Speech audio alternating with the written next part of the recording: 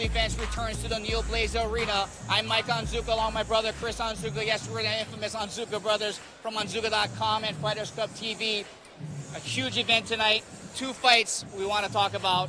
Which is the first one, Chris? Definitely. First fight, big Eric Pele, 300 pounds of jiu-jitsu and boxing, taking on the veteran of many mixed martial arts fights in Arizona, Vince Lucero. Yeah, Eric Pele was a super heavyweight King of the Cage champion, also the star of Inked. The other one is our main matchup, our main event of the evening. Kimo, UFC legend Kimo faces one of his biggest tests in Wes Sims. And by big test, I mean 6'9" of big test in Wes Sims. Both came off big losses. Wes Sims patched it up with 3 consistent wins here. Coming back here, both guys are fighting each name opponent, both looking to get their name back up, getting some people to look at them. Yeah, definitely, Kimo does not want to lose on his home turf, so let's get these fights started. X1 World Events, we are live at the Blaisdell Arena. Mike Onzuka along with my brother Chris Onzuka. Yes, we are the infamous Onzuka brothers from Onzuka.com as well as Fighters Club TV. We're getting the party started right here with Sergeant Steve Burns against a late addition in Josh Ferreira. Yeah, Josh took this fight with 6 hours notice. Steve's previous opponent got injured in training, tried to see if he could recover in time, just couldn't do it. Josh got the call, said, "What are you doing? I'm at work. You want to fight tonight?" Hell yeah. So now he's in. It might even be less than 6 hours notice to see if this guy kept himself in shape. But the thing about Josh Ferreira, he's a warrior, man. He comes on, he can take a good shot, and he comes in and just throws some hard leather too. Yeah, he's definitely taking a punch. He's showing knockout power. Definitely can take a lot of punishment, so this could be interesting. Steve Burns is definitely a stud, though. He always comes in, solid game, always improving with MMAD. Got great coaches there, great wrestling coach and Coach Rob. World-class jiu-jitsu instruction, Leandro Niza. We'll see if he kind of can keep on his roll. He's 5-0 coming to this fight.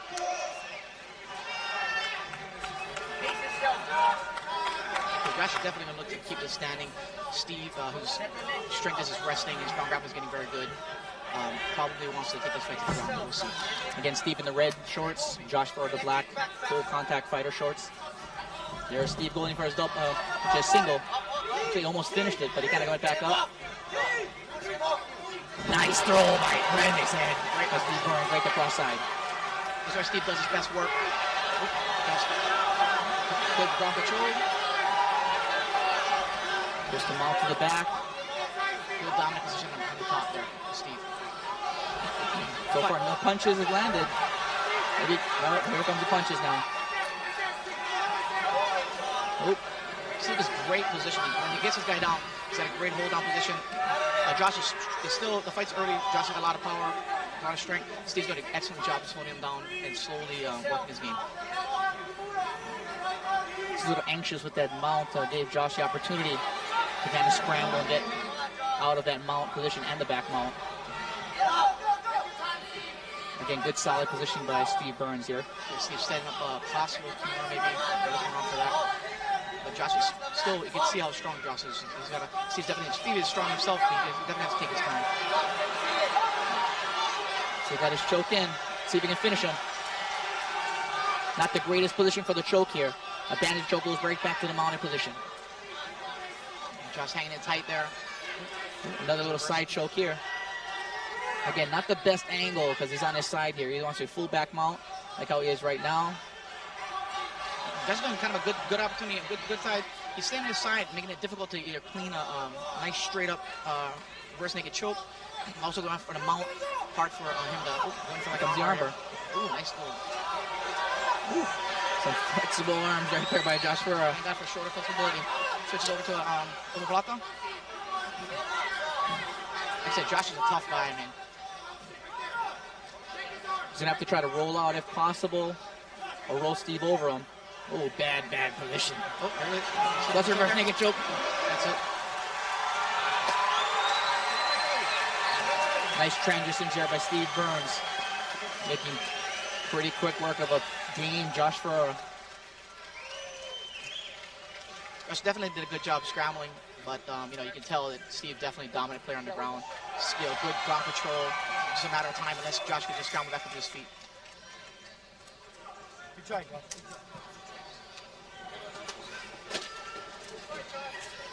And yet another, let's check that choke out real quick again here. Slips right in the arm, slips it, locks it in. Not exactly the best position for a hold-on position, but because Josh was leaning forward, Steve was able to slip it in, hold the position, and then lock him up for the tap out. Let's go to champ for the officials.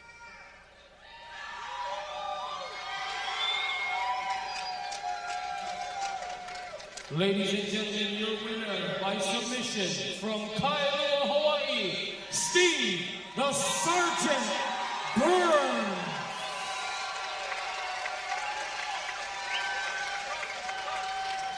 Okay, let's take a look at that takedown, that beautiful hip throw. Bam, like a Haraigoshi, right on his head.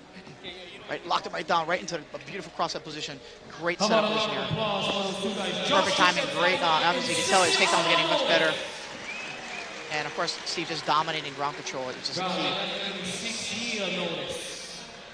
Switching from submission to submission. That final submission was almost like a clock choke in jiu-jitsu, kind of like the choke Newton did to Carlos Newton. Next up, we have Justin McCulley from Team Punishment versus Derek Thornton of Team DND. You can see some familiar faces in Justin McCulley's corner, such as Tiki, the infamous Tiki from the UFC.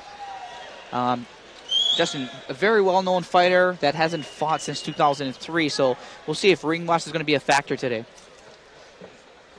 Definitely possible ring rust, but again, Justin has fought all over the world. He's fought in Japan, he's fought in Brazil most recently. Definitely the favorite coming into this fight. Derek, on the other hand, is an up-and-coming fighter. Started out with X1's feeder shows. Went down, spent some time in Brazil, training with Marcelo Tiger. Had a fight in Brazil, which he won by a TKO. And we'll hopefully see some added tools and some arsenal to Derek's game. We'll see also, Justin McCulley kind of lists himself as a wrestler and a Brazilian Jiu-Jitsu artist, but training with Tiki, I guarantee his stand-up's going to be pretty sharp. Thornton is kind of a unorthodox type of fighter. He's going to be kind of throwing all kind of different angles, so we'll see if Justin can deal with the unorthodox type of techniques of Derek Thornton. And Thornton in the white, McCulley in the black. Those jabs thrown out. McCulley goes right in for the clinch. They're definitely trying to keep his underhooks. And Justin looking for an inside trip. Working his game here. Working inside the inside grip here. Obviously, was to control that body lock. Just looks like he's just so much stronger than Thornton right here. He's kind of pushing him around. Thornton doing a good job. Pummeling inside, which is exactly where he wants to be. Justin keeping the pressure on him. And Thornton definitely wants to kind of stay away from that ropes, possibly circle away, try to get the pummel. Actually, I don't know if he's done it purposely or not, but he's done actually a great job using the ropes to keep him up. Justin's looking for an inside trip, just tripping back down. Oh, there he goes. Nice inside trip there. Nice, good dominant position on the cross there. Derek not turning toward him. Justin taking his time. Definitely, Derek needs to turn himself toward him and sneak that knee inside. Goes right to the mouth, does Justin McCulley. And here comes the punches from the mount. Looks like he's trying to set up an armbar here. He's trying to creep up to a high mount. Oh, stepping right over the top, trying to isolate one of those arms to land some blows. He wants to pepper him a little bit here. And Derek is just sitting there. He's got to bump. He's got to bump up his hips. You got to get Justin off his knees there. Justin just picking. Justin in his position here, he just has all the opportunity to pick him apart. Throwing some elbows, but not huge power on the elbows. But with elbows, you always have to worry about getting cut. Just little stabbing elbows there.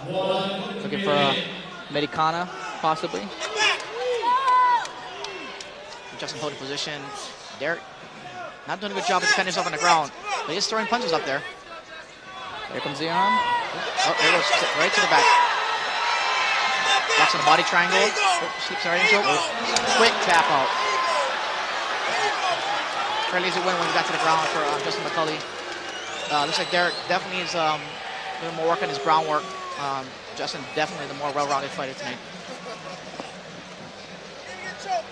Kelly seemed like he was pacing himself, waiting for position, wasn't in a rush. And it paid off big time. He's waiting for opportunity.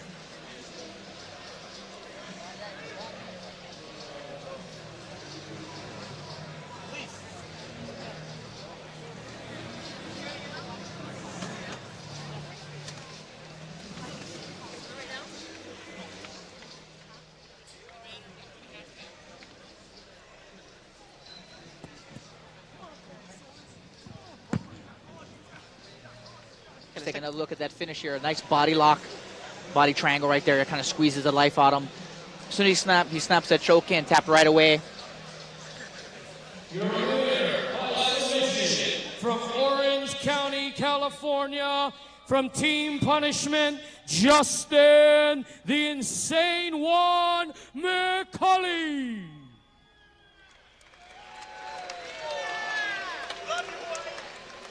Up next, we have the current featherweight X1 world champion at 808 Fight Factory's Ed Navalo, going up in weight in this fight at 145 pounds, taking on Dirty Dave Moreno.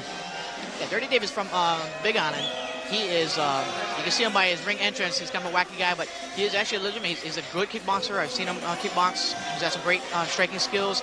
His ground is unorthodox, but it's pretty solid, very solid. He's a very aggressive ground fighter. He'll do a lot of crazy stuff. He'll jump, slip to the back, jump in a quick choke. And, of course, we have just a veteran and a well-rounded, grounded pounder in Ed Navalo, who's got a great wrestling, tough guy, great conditioning, likes to wear his opponents down, just pound on him for 3 rounds. Definitely has great instincts. We've seen time and time again, Ed gets hurt in a fight, goes back to and fights on instincts, and his instincts are always great. He always goes in to go for the takedown, control the fighter, kind of routing, if he has to dig deep and just start throwing blows and stuff like that, he's definitely the guy to watch in this fight. If somebody gets hurt, who's going to come back? Relax. Oh, huge. Nice kick blocked by Ed. Ed's arm free. Puts the pressure on him. Dave's tying him up in there, looking for a sweep. So elevation there by Dirty Dave. Like I said, watch Dave. Dave's going to do a lot of unorthodox things. That could be definitely his advantage. Here comes the guillotine, slips it in. He's got the close guard, so it's good position here. It's a tight choke, too. But Ed has been there before. Now is the time for Ed to get out while he's trying to adjust and he doesn't have his hand in there. Dirty Dave trying to sneak that hand back in there.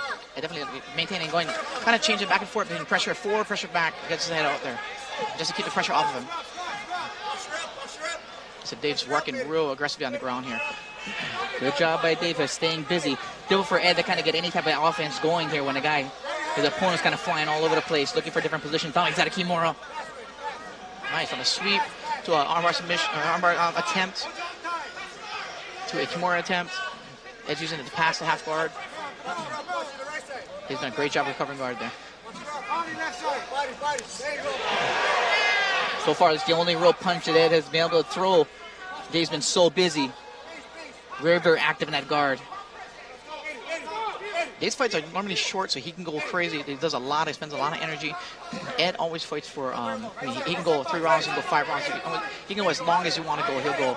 So I'm interested to see. I haven't seen David go in the later rounds. Usually his fights are very fast, so you see that this could play definitely a factor in the fight. There goes Kimura again. So he has it locked up. Ed's doing a good job of keeping that arm underneath the leg to protect it from going back. Dave almost got the opportunity to sneak to the back, though. Nice hip heist to slip to the back. Big right hand by Ed Navalo. He's got great pressure with his takedowns. He keeps pressure on him, stands up, boom, bombs with a punch, comes right in, keeps pressure on him, tires his opponents out that way. Unfortunately, he keeps on going back into guard. He has good opportunities possibly to pass. Oh, here comes the armbar. Very, very sneaky. Ed does a good job of keeping that head down, not letting him go over the shoulder. The other thing in this fight is a three-minute round, so that might play into Dirty Dave's advantage. It's not long 5-minute rounds, and Ed's a good grinder, grind out the 5-minute rounds, wear his guy down, and he's in excellent condition. He starts taking the guy apart. We got 30 seconds left. All right, there's a lot of action, so this match is going real fast. The great thing about these lightweight fighters, man, they just go and go and they keep moving. Both exciting guys. Ed, obviously, great hip control. He's squaring his hips up against Dave, shutting down a lot of his submission attempts. So far, really nothing from the X1 World Champ. Dirty Dave's been doing a good job at kind of defending a lot of Ed Navallo's blows. Haven't really been able to land with anything. We'll see. It's going to be interesting how the judges fight, score that first round where Dave had a lot of submission attempts.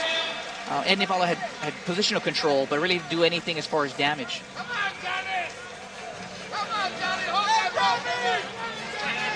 Ed decides not to sit down in between rounds. Very fast-paced first round here.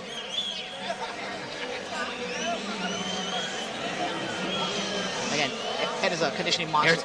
There's that huge leg kick. Unfortunately, Dave fell down on that one. Ed tries to come in. Smart thinking by Dirty Dave. Kind of recovers the guard here. Gets that one hook there. And uses it immediately to elevate him. See if he can turn a sweep right away. Very, very impressive showing for Dirty Dave on the current X1 featherweight champion. Again, Ed Navallo is a featherweight champion, 135 pounds. This is 145 pounds. We'll see if this is to his advantage, his walking around weight, or his disadvantage when he's so strong at 135 pounds. And again, this is it's at 145 pounds for Ed's belt is not on the line tonight, but it makes for an interesting match if Dave can pull a win, if Dave can make down the 135 for a rematch. Be first, Eddie. Be first. Be first. Nice. Again, a nice right leg kick there. Footing palms. Ed kind of keeps the top position. Lands a couple as he kind of falls back into the guard.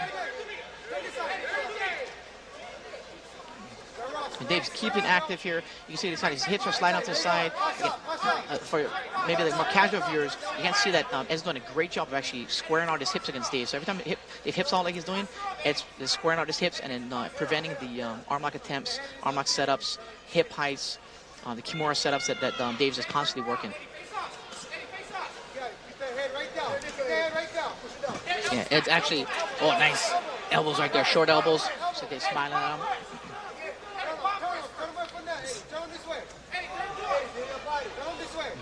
Again, Ed's staying tight. He likes to wear down his opponents. He's a great ground and pounder. And Dave's done a great job of actually tying him up. Tying him up, limiting the amount of damage that Ed's doing here. Ed's working his way to half guard. Dave recovers guard. Yeah, this round, Ed's using his head a lot more on the shoulder control here to kind of stop or slow down Dirty Dave's momentum and his mobility going side to side, which kind of give him problems with the Kimura attempts. Oh, there he is. Nice nose right there, right to the right hand, power side of Ed Navallo. Again, Ed, at 135 pounds, Ed is probably the best, if not the best, ground and pounder at this weight class. And he can just pound his opponents. Like I said, all 3 rounds. Keeps the pressure on him, wears out his opponents. So some great conditioned guys at this weight, but man, Ed keeps on so much pressure on him. Dirty Dave tries to sneak in a guillotine again. So he locks it in. He's got it around there. Good job by Ed Navallo of gutting out of that. He's doing a good job of getting nice and deep guillotines. When you're in a close guard, it's the worst position to be. Nice little elevation there. Navallo bases out and keeps the top position. So Dave was in the butterfly guard, went back. Again, he goes for the guillotine again. He's cranking that guillotine. It looks like it's just barely slipping out. There he is, he's out. You can see the strain on Ed Navallo's neck as he's trying to yank his head out of there. Okay, his 3 minutes are going super fast, and I think Dave Moreno's done a great job of constantly attacking Ed. I mean, Ed's opened up a couple times with some ground and pound action.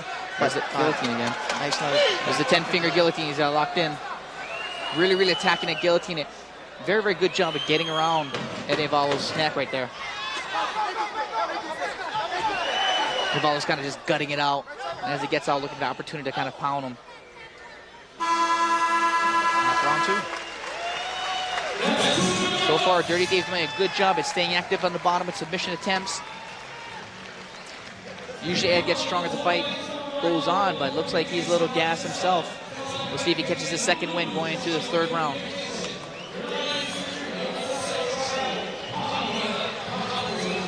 Something turning into a more interesting fight because let's check out that replay real quick. There's a high kick. And again, Dave falls down, a little footing problem every time he throws that powerful kick. Ed kind of just punches his way right through the guard there. He's a lot more effective in this round and landing more damage. The first round, he was on the defensive the whole time. Again, better use of that head. See that head and that shoulder is blocking a lot of Dave's mobility with his hips. More opportunities in this round to kind of pound on that rib.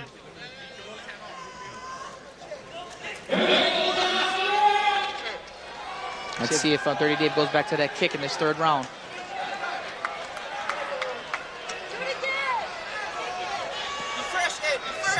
Right hand. Nice. Walks right into the double leg. Nice duck under, good hip control. Clean takedown. Nice. Like Dave's doing a great job of setting up these Kimuras. And of course, done a great job of positioning to stop him. So he's got it locked in. Ed wants to try to step over that knee and come through. They switch to leg lock here. Oh, huge bomb. Kind of punches his way right to the cross side here. See if Ed keeps pressure here. Ed's game normally is from the. He basically beats most of his guys from the guard, doing a ground and pound. Works to the cross side, pounds the guys on the cross side, but generally he's more than happy to go into the guard. He's got great submission defense, and just is content to just pound on a guy for 3 rounds just from the guard. So great position here to see how Dave can capitalize on his different position. But it looks like a nice, good, solid hold on him. Yeah. It's doing a good job of keeping that left hand there. Dave has very, very active legs. It's going to be very difficult for Dave to get his legs back in. Switches back to a Kesekatame or side control type of position here.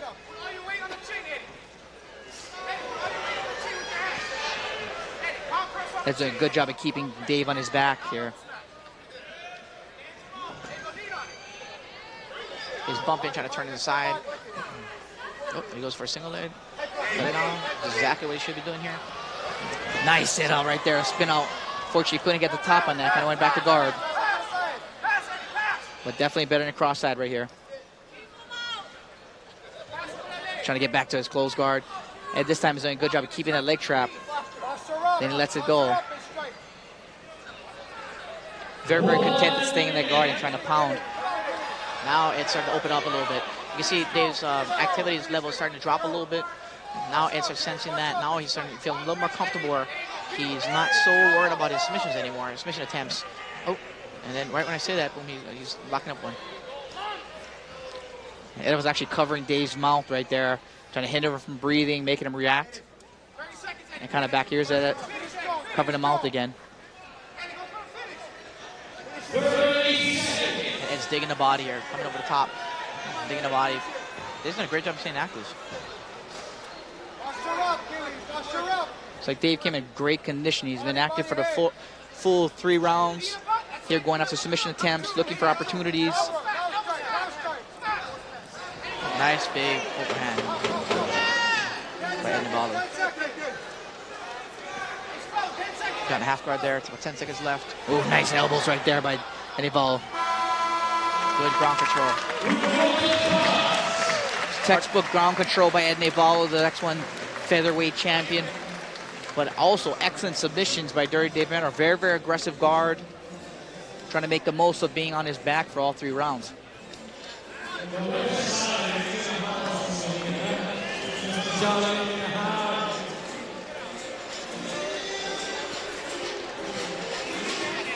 Here. We'll take a look at one of the replays right here. Dave throws that right hand, misses it. Nice, great hip control and takedown for Ed Navarro. Again, good hip control. Difficult to get a guillotine from that position. It's pounding away.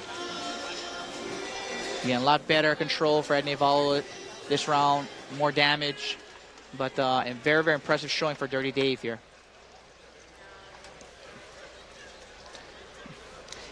Here it is again. He'll open up with some elbows here as he turns to the side. Little cross face. He's ending the fight control. Right here. Great control by Navarro. Your winner, from Pohaha, the Big Island, David Dirty Dave Moore.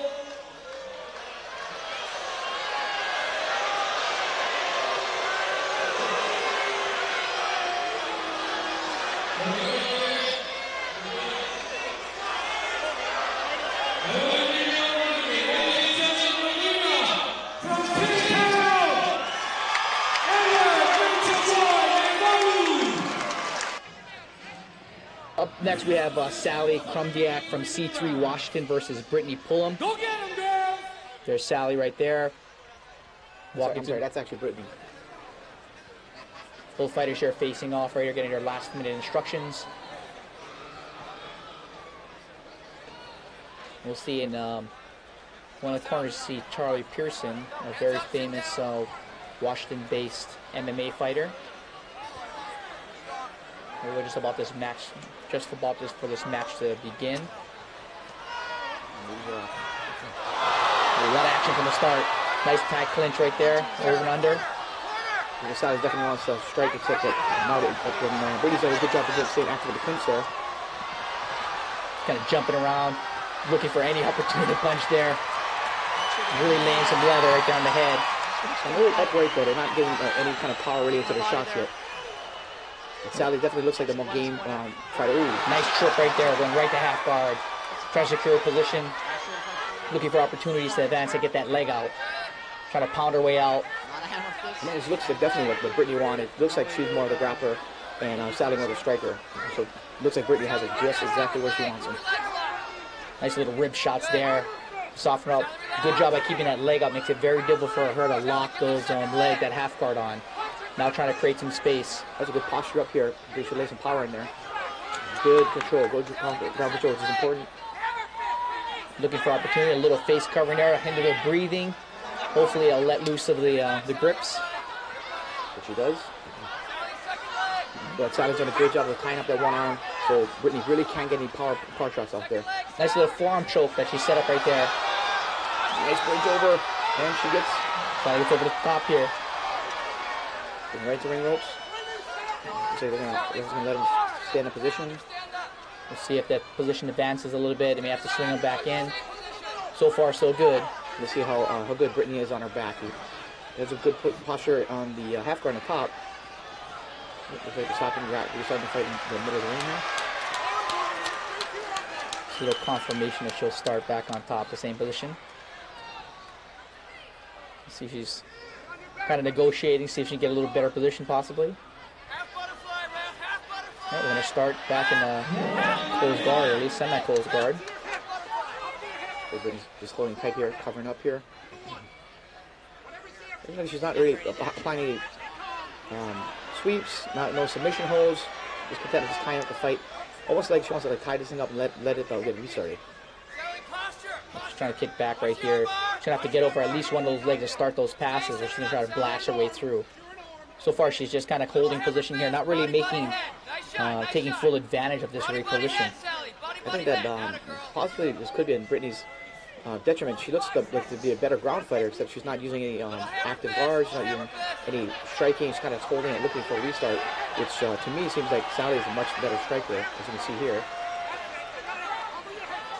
She's kind of holding each other right here, but she did find a sweet spot, started peppering her with that face shots.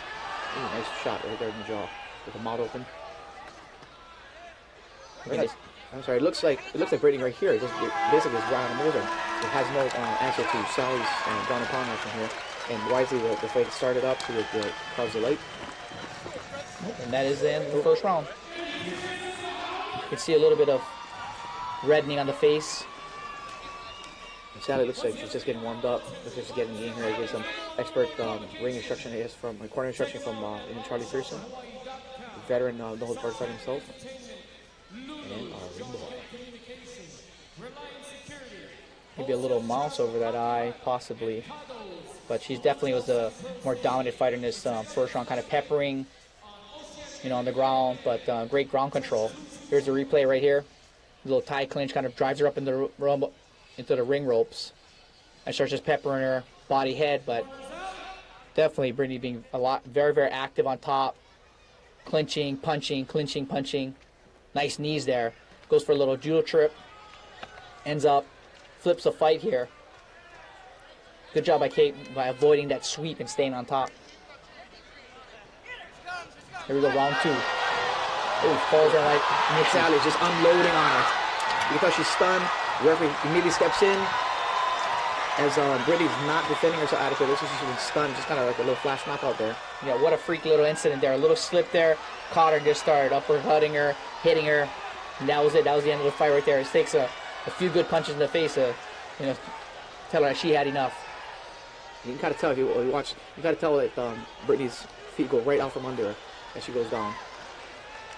Good round of applause for these two ladies. Good show of sportsmanship by both ladies.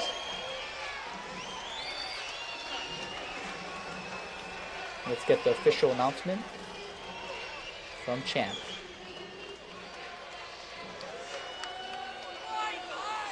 Your winner, out of the blue corner, from Bellingham, Washington, Sally from the air.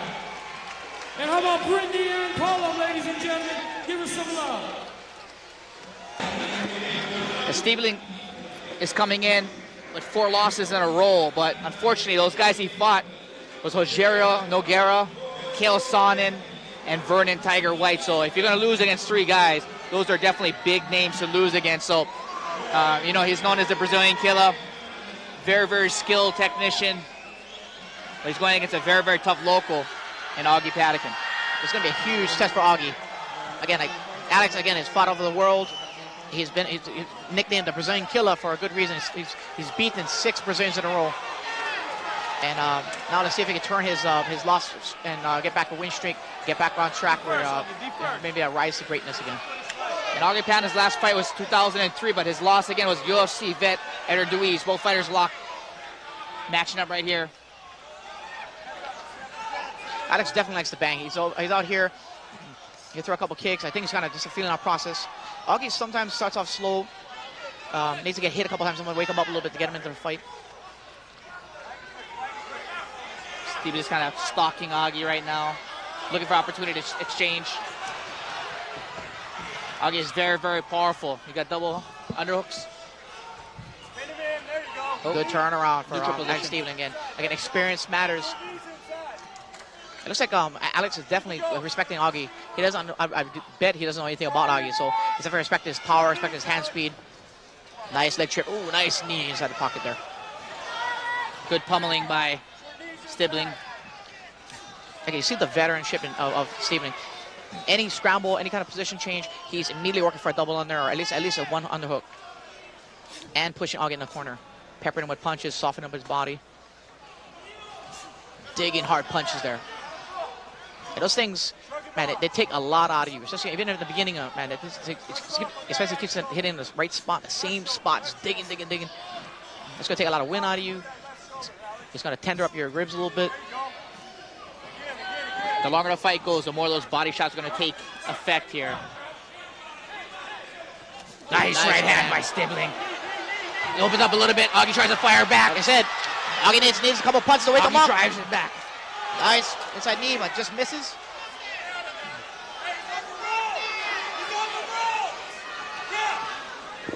Good use of his head by Augie Patakin. And great positional change by Adrian. Controls position, pushes him in the corner. Again, you really want to see this guy separate a little bit. Nice digging knee shot to the body there. Alex is great off punching, striking from the clinch. Nice, perfect. That's right there, cross side. Trying to slip in a forearm to the neck there to open up some spots there. Nice little short punch there. Augie has to bump and get out of there. He's got a great trapping arm. Trying to lock up that arm right there so he can turn toward and possibly get a knee in, but he's not really getting that knee in. He's just kind of tying on that arm, so he's not taking any damage, but he's not advancing his position or getting out of that hold. This is a tough position here because that arm is cranking. If he leans back to try and get his arm out, he may possibly lose position. Great use of his knee in there. Trying to dig and slowly work his arm out. Nice. Some free shots on Patakin right here from the cross side. Great pin down position. Alex looking, looks like he's trying to look the pin that other hand down with his legs. Obviously trapping the upper hand. Oh, that's a quick first round.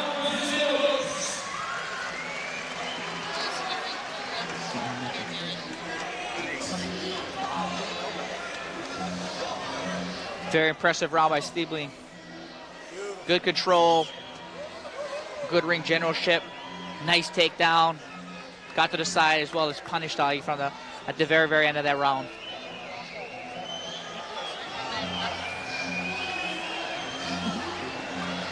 Here's that nice throw right there. Nice Greco throw, lands right to the cross side. And I like the other guys earlier tonight. Made good use of that cross side position. There's that exchange. Steps back, throws some punches, and Augie fires back. Augie drives him in the corner. But nice tie clinch there by Stiebling as well.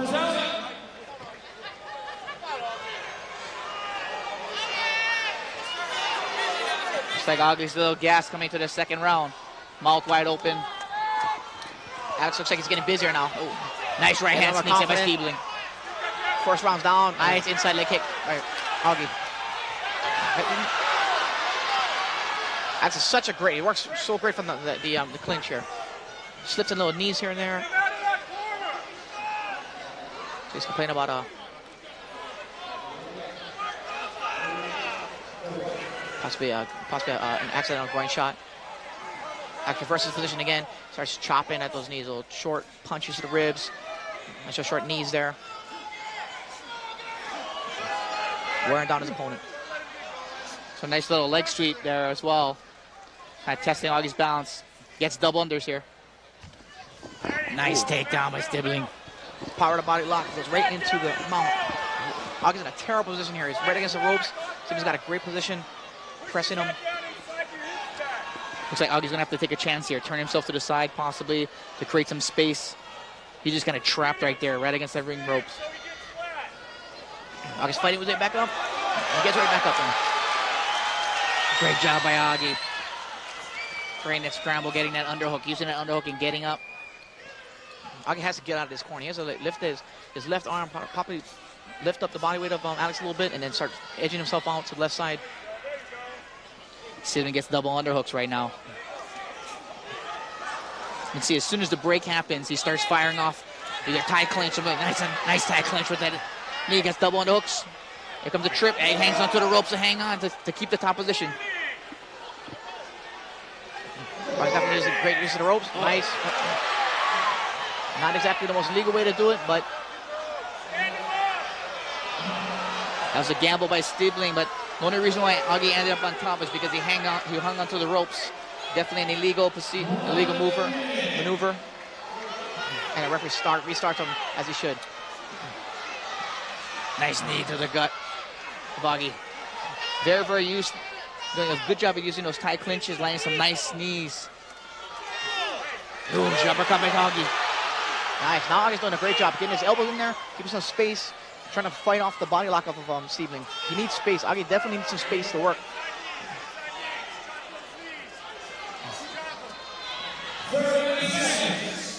Whoa, nice inside shot there.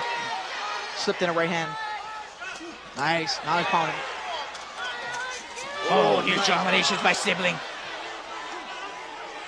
Augie tries to fire back, but Stiebling's so deadly with those knees, slipping those knees in. Stiebling definitely content to work in the corner. Oh, nice little leg trip there. Perfect timing.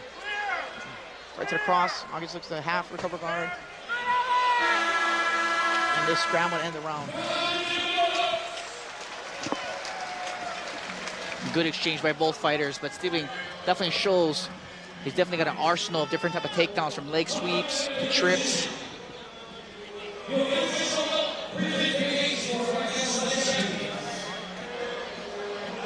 Good round by Stiebling. Very, very active. Good knees in the tie clinch. And how can we forget the beautiful ring girls?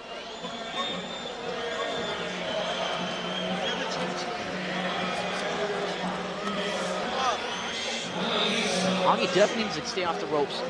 Stay off the ropes, keep what he's doing toward the latter part of the round, keeping some space in between them. Here's that take that he was stuck in that molly position, got that underhook, used it to his advantage to stand back up. But Stevie's such a veteran. Whenever they tie up, makes a little space, he starts striking, or he's constantly kind of wearing Augie down right here. Difficult to kind of catch your breath, and your opponent keeps on chopping and chopping at you. There's an exchange as soon as he breaks right there. As you go into the third round, we'll see how much gas Augie has in his tank. This is definitely a make or break for Augie. He has to start opening up here. Opens up with a leg kick. I think he kind of senses the pressure already. He's down 2 rounds. He's got to fire off. Nice knee by Stiebling. Underhook again drives Augie into the corner. And Stiebling doing what worked well for him in the first 2 rounds. Controlling the body lock, getting him in the corner, smothering his punches, peppering with knees, slipping those knees in.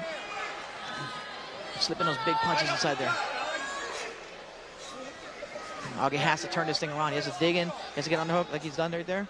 He's got to get off the ropes there. He's got to get off the corner.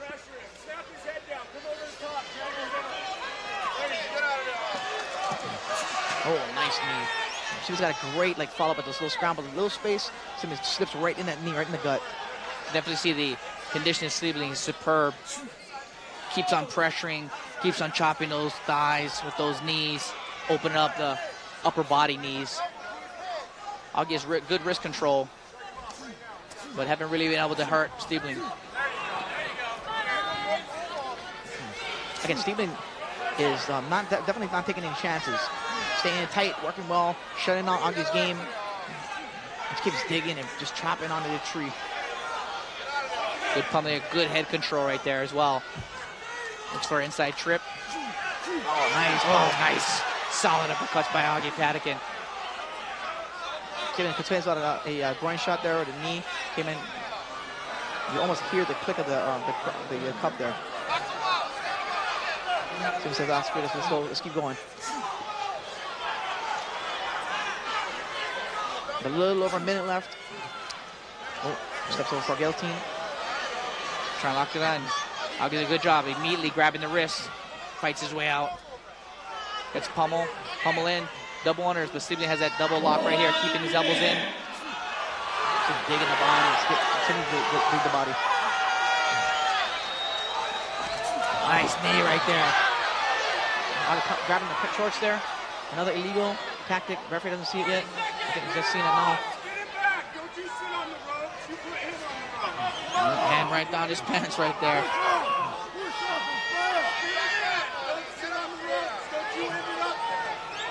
Great pummeling work by Stiebling to get in inside control. Looks for another guillotine on the top. There you go. Knee. Got it short. Okay, working at single leg. Oh. Great balance by great defense. Great wrestling take on defense by Stiebling.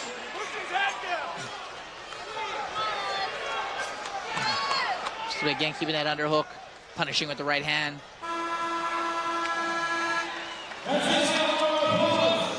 For Alex Stiebling. Great work for both fighters, but you can definitely see the experience advantage is huge for Stiebling. Very, very good in the pummel, dirty boxing.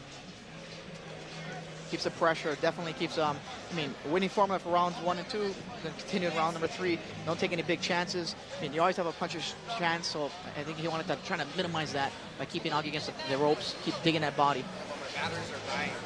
Let's check that replay again here in the corner here. Nice fire off the knee there. Nice tight clinch, going for that knee, knockout knee to the chin. Always firing off when he creates a little space, which kind of, gave the advantage for him in every single clinch situation. Just another look at it, but just Stiebling's pressure against the ropes there, keeping Augie against there. Difficult for Augie to fire back with any kind of power punches if he's on bent over like that.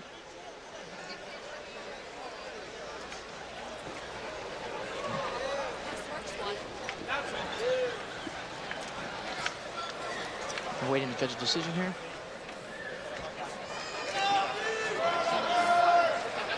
Your winner by decision from Louisville, Kentucky, on the red corner, Alex Stiebling.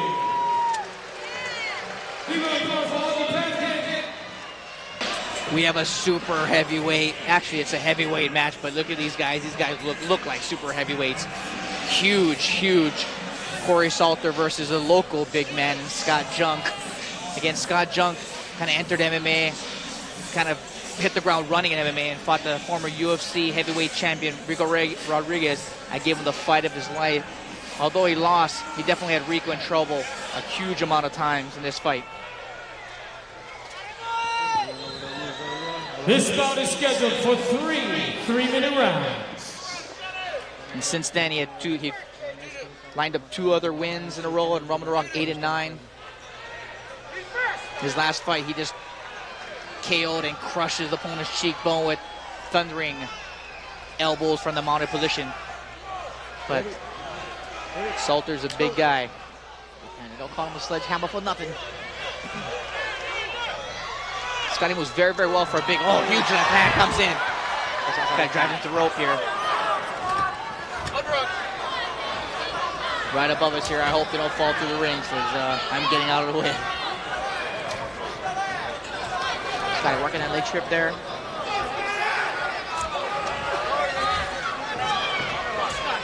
I think Scotty's having a hard time reaching around the Salter, man. Salter's so thick in the middle there. Definitely keeping the pressure on him, looking for that leg trip. And kick the leg. Salter's doing a good job at keeping that underhook, keeping himself kind of square, standing up. Good control by Scotty. Scotty started off his MMA career training on Oahu, went up training with BJ Penn for a while, now he's back in Oahu again, team training with Team Mad. Again, pressing that takedown, looking at the drop his level there, take that leg, get that big man to the ground.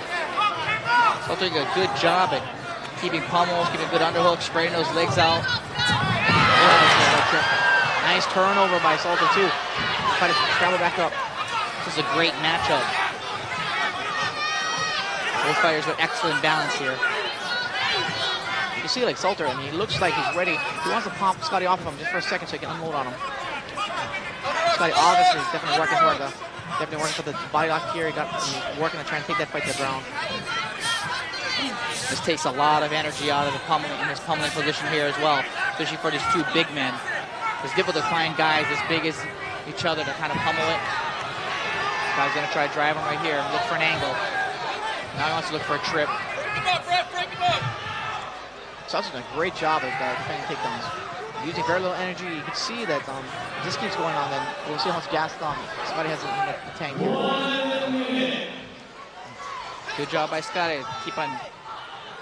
Nice trip takedown at the cross side. This is where Scotty does most of his damage here. Look for these elbows to rain down, and he drives them out position. But watch out, in his last fight, he just about crushed his opponent's face in with about 2 of them. Look for Salter's done a great job actually keeping his hands in the middle there, so it's not even getting a clean shot on there. So far, no clean punches have landed, although, Scott goes for a Americana, gives up on it, ties that arm up. There's some bombs there. Open up here. Again, nothing's really landing cleanly, but I mean, I can tell you this, I wouldn't want my hands up there taking punches from somebody. Wear him down. And it looks like Corey's gonna survive the round. Good job by Corey, using those forearms, blocking most of those blows there. Not too much damage on the face. Corey Salter, maybe a little bit of swelling underneath his right eye. We'll see how much gas that took out of the gentleman's tanks here, those pommel positions.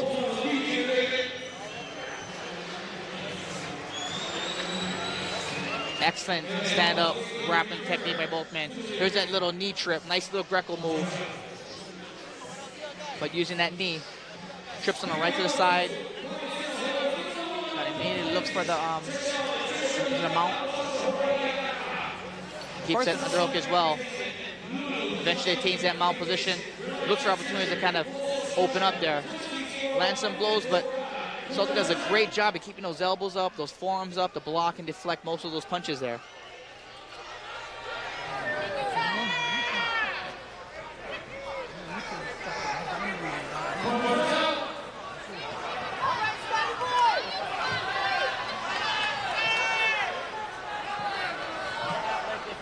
See these fighters start throwing some leather here. So round 2, go right back to clinch. You see round 2, Corey gotta make something happen. A little lazy with that jab. Scott's been kind of measuring up. Quick there. Nice. Both fighters throwing some knee leather here. Nothing really landing solid at all. Going back to the pummel. Good job of both guys pummeling in.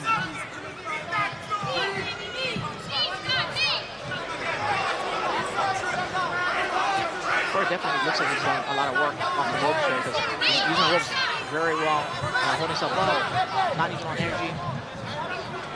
So I tried to go for that little knee trip right there, worked from him in the first round.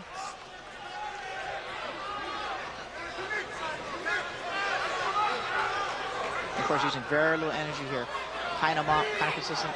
I think he's probably looking for. It looks like he's looking for the restart. Of course, he seems to be breathing a lot harder than he did in the first round here. Nice inside pummel again.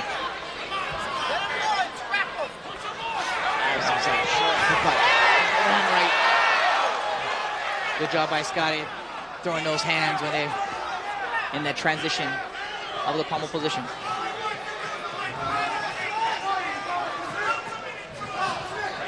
Oh, go drop down for a single leg. And just suck that in, pull it in. Switches back to a double. He's ducking ahead there. A great job stuffing that the double. Oh, nice pull back here to take him right to the ground, right? Ends in half guard here.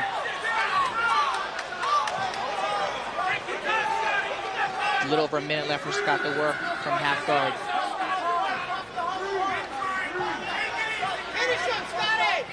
Finish him now! Raising that leg up. You're gonna have to push that knee down to get that leg out. And you want to go straight to mount. Goes right to the cross side. Nice knee through pass there to the cross side position. Just keeping a lot of pressure on him, taking his time.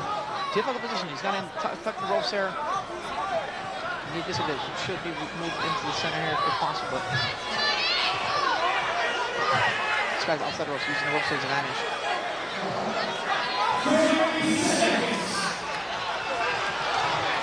Now we'll reset the fighters inside the center of the ring.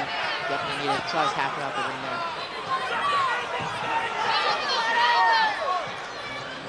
Corey definitely got to make something happen. He's got to bump. He's got to turn toward Scott. He's got to get that knee inside, recover guard, or at least belly down, get to his knees and scramble back up to the top. So he's digging that knee a little bit, looking for the mount. Nice little stabbing elbows there. Looking for the Americana. I think he's setting up that Americana by using those elbows. Hoping he brings his hand down. Not able to kind of hook that hand up. 10 seconds left.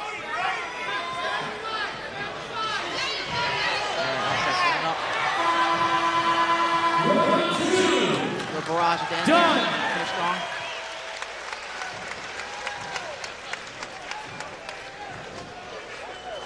Came pretty close second round to the first round. Don't forget to check this out. So pummeling action. Scotty finally gets in, takes him down. A little better at putting a little more punishment on him. Here's a replay of them in that corner. Scott's attacking instead of just going straight for the back to the pummel position. But again, Salter does a good job of keeping those hands up. So none of those punches really landed square.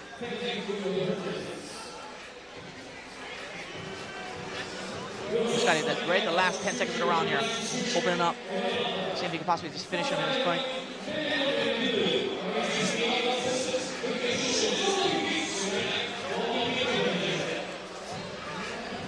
And once again, big mahalo to 24-Hour Fitness, Pearl Kai, Mr. Kimo Luna in the house. Corners out. Salter actually looks good, better in this round than he did in the start of the second round. Maybe he got a second win. So far, both fighters have been very, very good at avoiding the power punches from the other.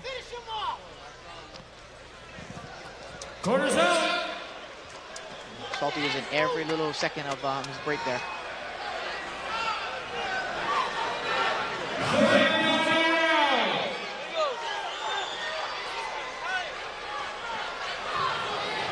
This guy's still dancing around.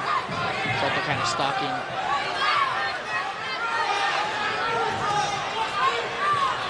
Just a little leg kick there. Oh, high kick by Salty. Huge man throwing a high leg kick. By Bobby leading, slipping out. Salter was ready, firing, just poised, ready to fire off the power punch. two huge athletic heavyweights here. So leg kick there. Just gotta move around here, measuring up, listen, measuring up. I think both fighters are worried about the power of the other right here. I'll try to get in and get out as soon as possible.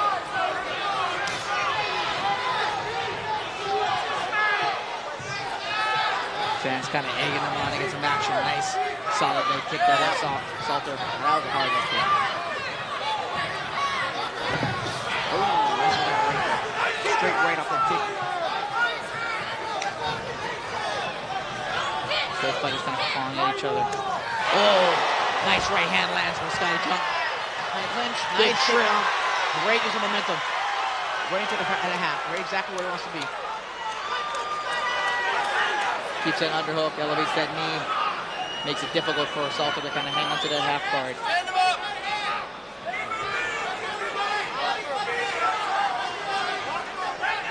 About the same time left. We got a little over a minute left, about a minute 10 seconds left.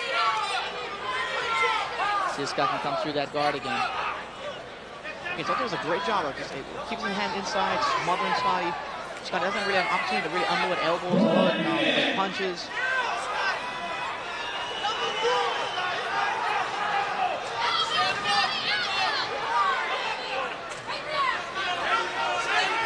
Not much action here. He's kind of holding position, kind of looking for that hand, peppering him a little bit. But Salter doing a good job of keeping those hands in relatively safe positions. Trying to go for that Americana.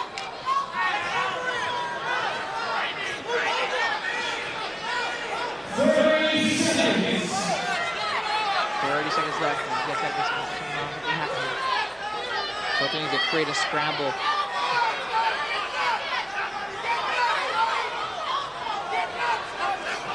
It's like Scott's content to kind of just sit here, kind of pepper his way to victory. Keep chopping away last 10 seconds.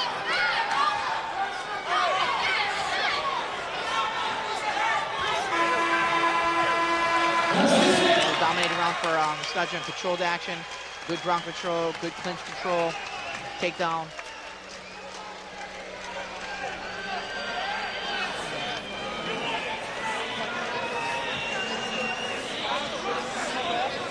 As expected, the third round a little slower than the other two rounds. Have this much weight coming around. Difficult to kind of keep on going. Both fighters right there kind of clawing at each other. Scott lands that big right hand, goes for the clinch, uses the bounce off the rope and the momentum to do the outside leg trip. Lands right to half guard. That's where he kind of ends the whole match right there. Good show of sportsmanship. Going to be taking a trip back to the States.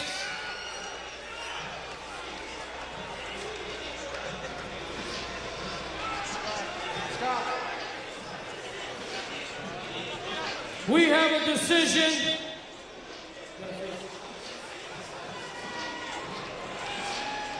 From the blue corner from Kailua, Hawaii, Punk Howley, Scott Jump.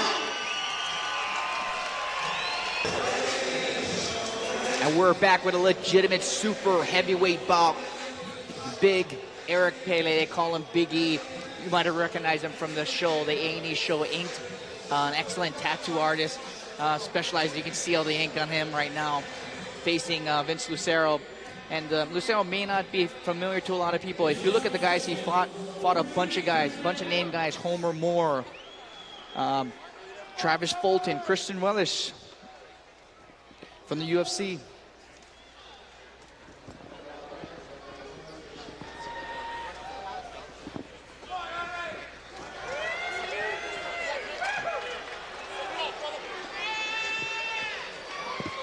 Here we are ready to start our match. There's Big E coming out here.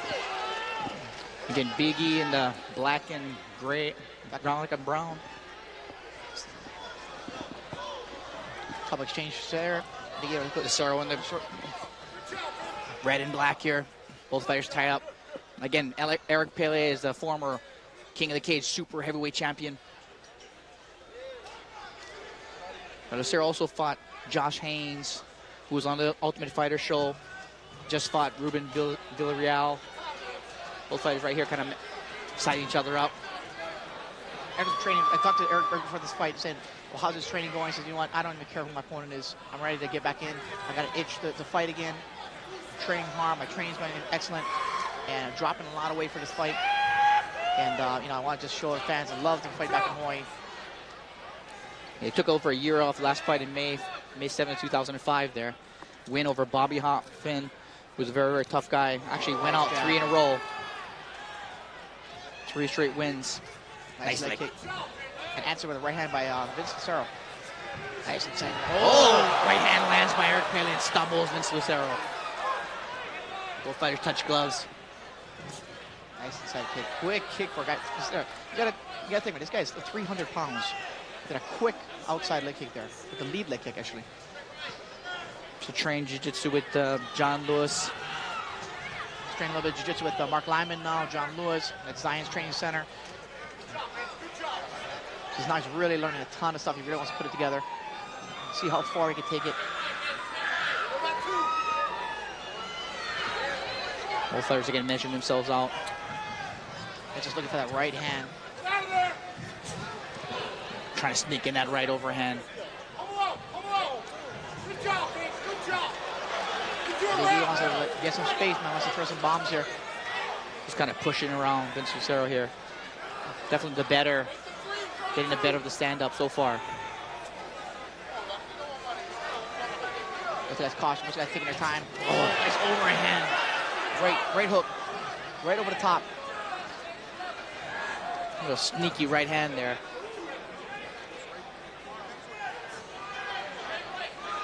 You see that definitely Eric's getting a lot more comfortable in himself.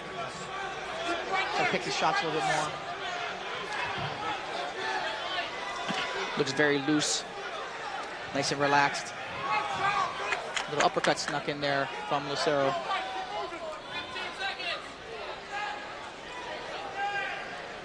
It's a slow start for the first round, but again, these guys are 300-pounders. You got to give them a little chance to warm up a little bit. Kick by Lucero, but that was nicely blocked with his elbow by Eric Pele. Kind of a feeling out first round there.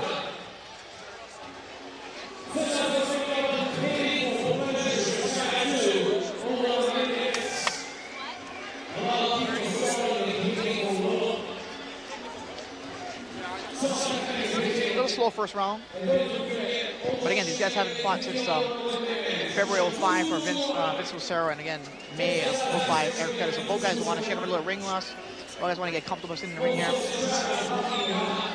Kind of measuring yourself out most of the round here. Kind of looking for the opportunity. Kind of gauging their range. Nice little leg kick, but the Lucero sneaks in left hand, kind of comes in. Eric does a good job of keeping his cool. Sneaks in that right hand. Kind of rocks him. Catches Vince like looking down, flat-footed, tumbling back a little bit. I think these big boys could turn it on a little bit in the second round.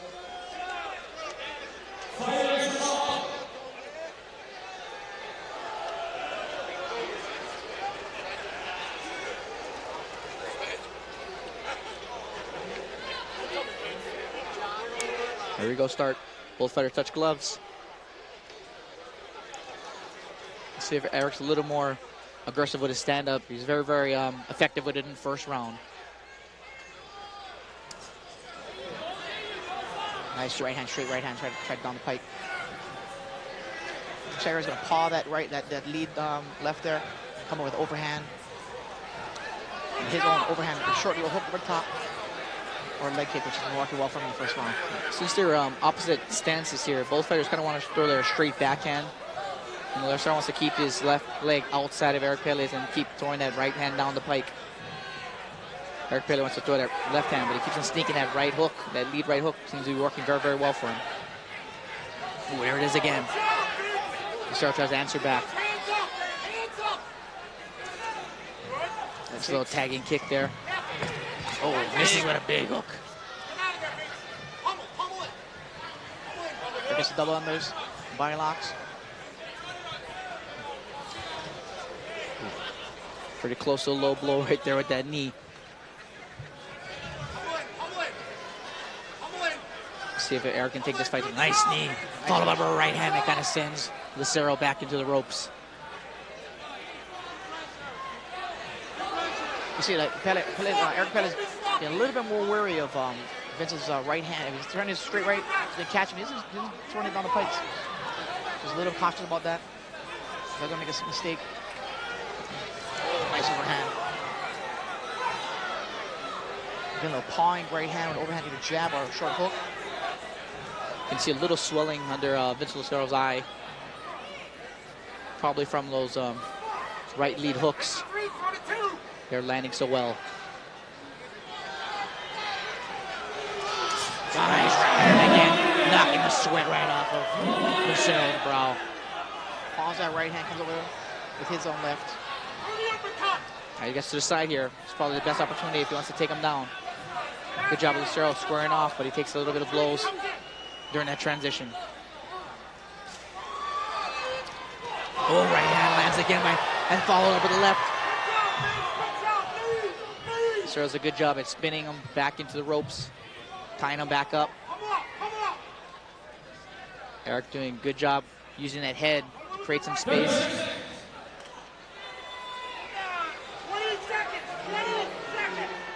A bit of a slow round, but again, he's a big man. Normally starts slow. They need to pace themselves to go to all 3 rounds, looking for something big. After throwing a big punch there, definitely clinching up, tying up.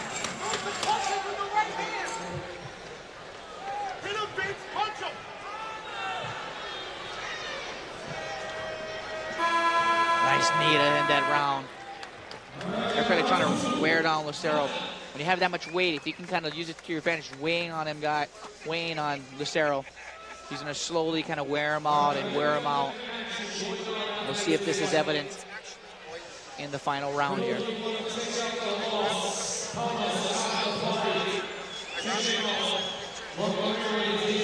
There's Eric trying to land it. Actually lands on the shoulder here with a tie clinch. Comes up with a knee. Gets almost to the side. Great position for House to take down, but it goes to another high clinch. Works the knee, works the uppercuts. Very, very good display of dirty boxing. Kind of making the most of those clinches. Right there. Another knee as they tie up.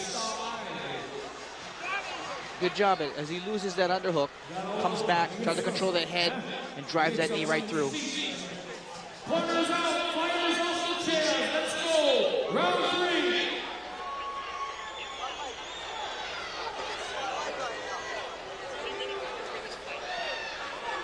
We'll see how much both fighters have left in this third and final round. This is definitely to the advantage of the heavyweights, having 3 3-minute rounds. Good show of respect by both fighters.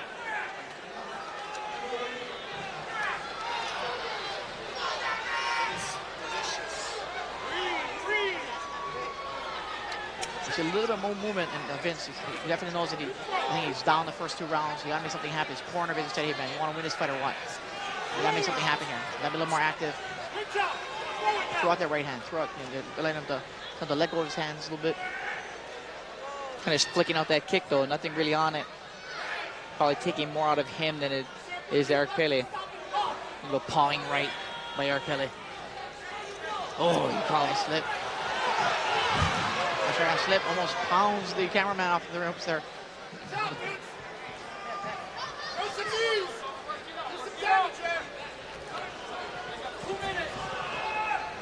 Eric's pummeling at double unders. Here's our face lock. That's for face lock. Obviously, Vince. This is where about the knees there. This is where Big E can use his weight to his advantage, kind of resting on that head and then neck. The whole back must be burning. Falls with a nice knee there.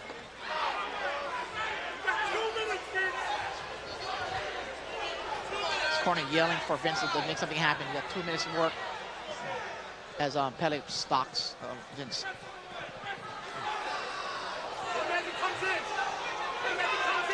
Nice lead leg kick there by Big E.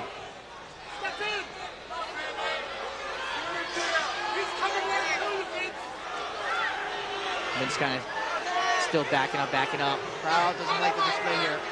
Vince backing off. Nice combos by Big E. That thing land real solid, but rushes right in. probably to his advantage if he kind of steps back, makes some space, and starts throwing that leather. He's been very, very successful so far all the rounds when he's on the outside.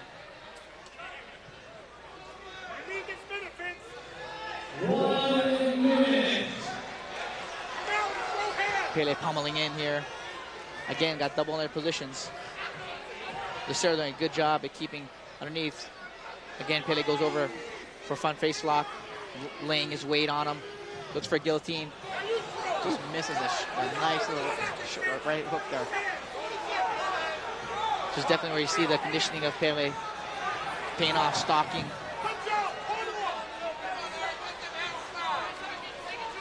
This is backing off. He's kind of catching Eric, you know.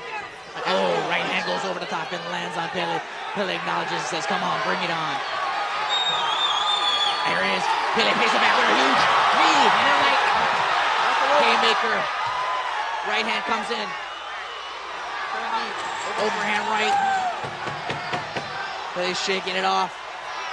Playing up to the crowd. They're going after him. Nice finish by both guys. Going after each other. The most action was saved for that last 30 seconds. Again, we go to the judge's decision.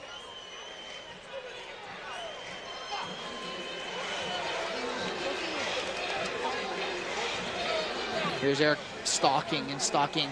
Then tries to fire back with the right. That right catches him. Knowledge. Doesn't really stop Pele. Comes back and tries to throw combos. And that's the difference. Pele kept on throwing combinations. Lucero was kind of one punch, flicking it out. Nice range by Pele there. Coming in and kind of punching his way right into the clinch.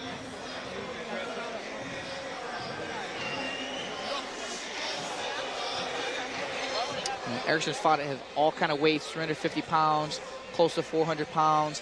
Now he said he's back down to close to 300 pounds, which is a good weight for him. Gives him a lot of mobility. Here goes for the official word. Your winner, by decision of the blue corner from Las Vegas, Nevada, Biggie Pele. One of the marquee matchups here tonight in the welterweight division.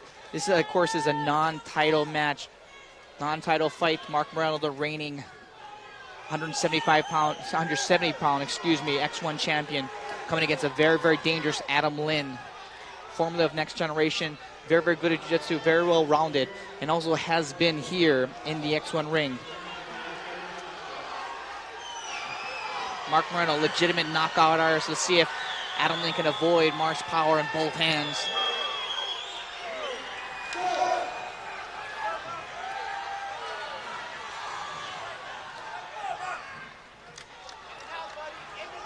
Adam Lynn, bald-headed. Mark with the hair, since both fighters wearing black shorts. Mark trying to keep some distance here. Knows that Adam's a good grappler. Actually, Adam's a very well-rounded fighter. For people not familiar with Adam. Shoots for a little double. Mark great on double underhooks. Good job by Mark hitting double unders and controlling that, raising the fight back up where he can do his most damage. Watch for Mark to slip in an overhand off the break of the clinch here.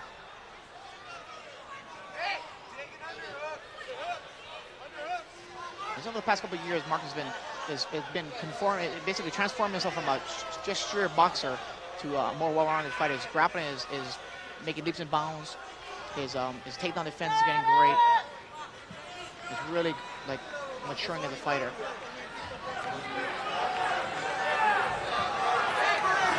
Kind of in the feeding out process. Definitely Mark wants to kind of push away, make some space stand up so he can throw those heavy hands of his. Both fighters kind of trading blows. Mark gets double unders.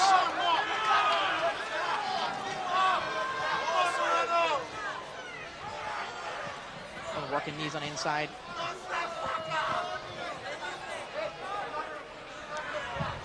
Nice little trip down for Adam. Mark is right back up. Nice switch by Mark right there, the last minute.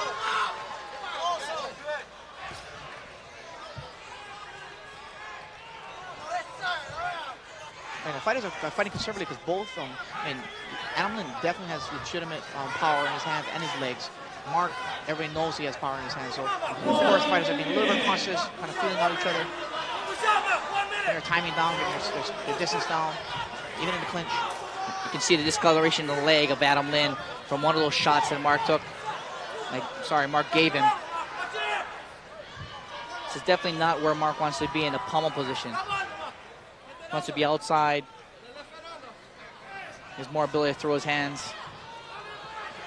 Adam's doing a good job staying inside, using that head control, looking for little trips here. But slowly running out of time in this first round. Nice little uppercut. Mark Moreno sneaks in there. Surprised if Mark is not pushing off. Right? In this position right here, you'd think he'd step back, push back, and start throwing some bombs. Little strategy, a little different strategy here. There it goes, this little shorter uppercut, nice shorter overhand. Okay, now let's see some leather. A cautious first round. Especially slow round from Mark Moreno. Usually comes out swinging. He's a patient fighter. He's like a master of range. Usually stays right outside the punching zone. Comes in to land his blows. 3 steps. I'm sure he's definitely worried about Adam Lin's takedowns to bring this fight to the ground.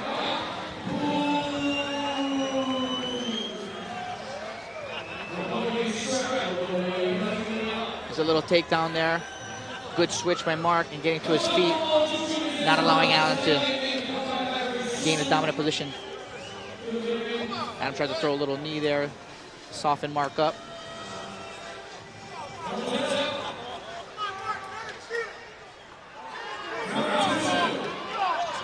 They would definitely expect a little more active first round. Now they got that first round jitters over. Let's see if they can deliver. Now Mark's much more comfortable. Adam looks like he's loosening up too. Mark steps in a right hand. Mark again goes to the pummel position.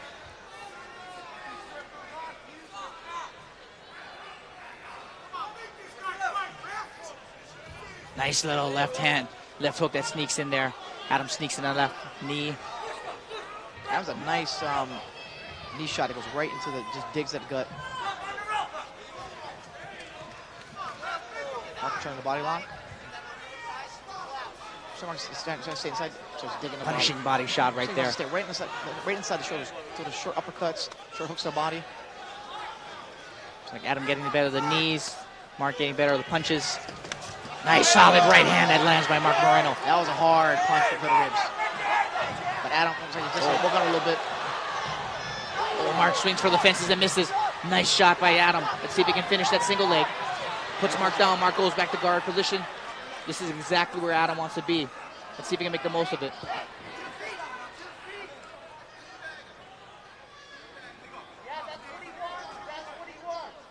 Mark trying to hold him nice and tight, locking those arms up. That's a great position here. Missing with that two right hand blows right there. Short elbow on top.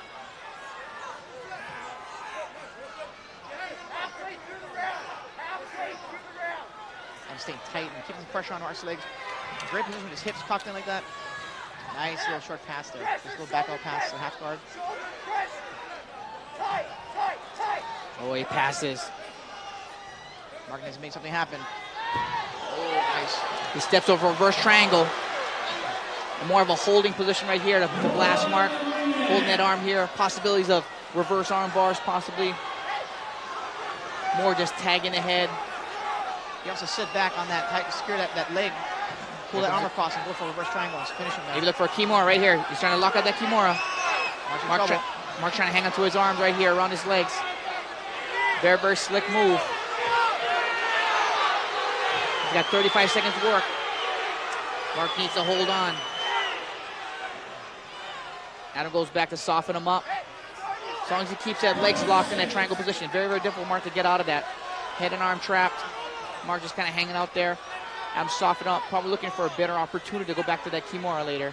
Those are good hard punches that that Adam's landing on Mark's face. Difficult for Mark to reach across his body. Reaches across his body, has a bit more to choke there. Goes back to that Kimura. It's right behind his back. Mark needs to hold out. Good job by Mark by getting a hand out. He had to abandon that. He's going to drive this round. Great performance by Adam. Good ground control. Good submission defense from Mark Moreno.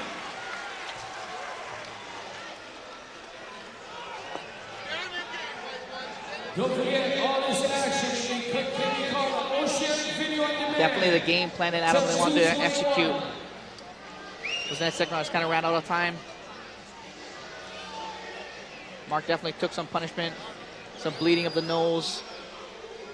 There's a stalking. Lands that right hand, goes right for the single leg. Good finish by putting pressure on it. Drops the guard.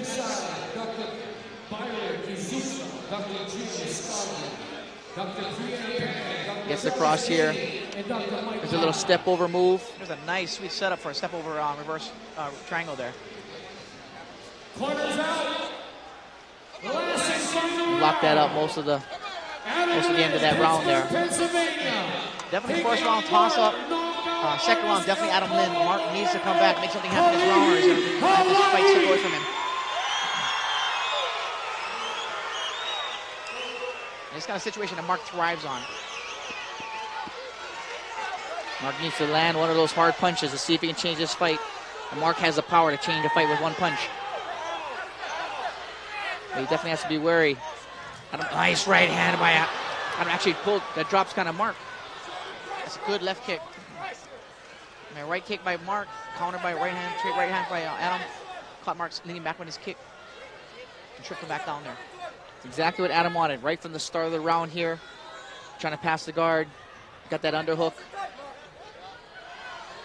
He's got a slither pass. Mark's half guard here. Mark needs to create some space and see if he can pummel in with that right arm underneath. But Adam's doing a good job of keeping that underhook there. Here comes that knee through. Nice job by Adam. Very, very slick footwork. Gets across, a lot of time to work. 2 minutes left. This 3-minute round. Nice short elbows. You see, like there's a little mark on Mark's eye. He's definitely looking at possibly. I mean, it's definitely open for possibility for a cut. If already's pry him off, or possibly the arm there. You see Mark's right arm, right holding his head. It's definitely something that Adam's taking a look at. Got knee in the belly position, goes to mount. Solid mount. Now Adam's picking his punches, unloading on Mark. Mark needs to fight back to make sure he's not going to. And slipping him in around Mark's cover up. He's actually doing a pretty good job, but he's slipping around the sides is the most effective. The straight punches Mark's blocking. Nice hooks right there, right on Mark's ear. Mark bumps him. Adam's got a great position. Just teeing off on Mark. Mark has to get off. Moreno needs to take a chance here. He's got have to 1 bump, try minute to get to his side. That was a good left hand. Let's do something now. Adam's got a high guard. Difficult for Mark's bumps to affect him. Great position. He's risking it at the TKO right now. There it is. That's the opportunity. Mark Mason. He needs to make something happen here. He's got 45 seconds. He needs to break apart, start throwing some leather, and see if he can kind of steal this round from a very, very dominant Adam Lynn. From the break of a TKO, Mark scrambles back up. Nice single leg trip and lands a half guard. Adam takes back down. 30 seconds left. Adam's got great ground control. Let's work for the side too. He's got him in half guard right now, but with 10 seconds left, looks like Adam's gonna steal this from him. Nice pass. All Adam Lynn right here. There's that step over triangle position again. He's gonna finish with that same technique. Control that arm. Excellent finish by Adam Lynn. Definitely found the Achilles heel of Mark Moreno.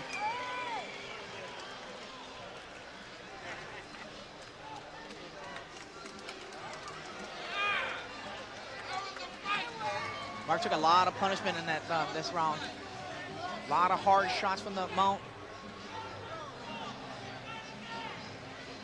Dominating performance You definitely could see the momentum shift in the second round to Adam Lin, and Adam carried it over into that third round. Same dominant performance, great takedown, great position of control, a lot of damage. Here's that position from the mount. Those hooks are getting in, switching his punches up, make it very, very difficult to defend that. You either defend down the street, down the pike, or you defend those hooks, but it's difficult to defend both. I'm kind of measuring, keeping with those hooks. There's a clinch, that nice little leg trip, pulling the leg back, goes right to half guard. Excellent position control, nice leg work. Your winner, out of the red corner from Pittsburgh, Pennsylvania, Adam Lin. This win for Adam definitely sets up a possible fight for the title match. Maybe next time for the belt.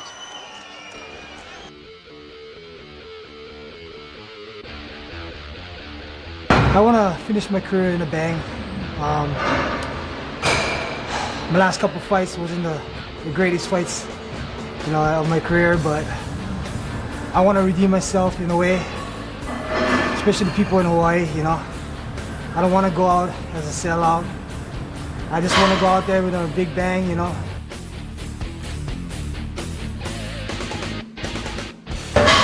gonna go inside and do what I normally do. Just beat up people and come out victorious.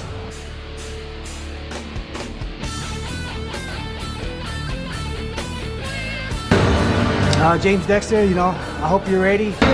Definitely I'll be ready. It's just one warning, keep your hands up. Somebody's gonna go down. It's not me this time, but it's definitely gonna be you. Just go in there, 2 men, me and you. Let's duke it out and let the best man win.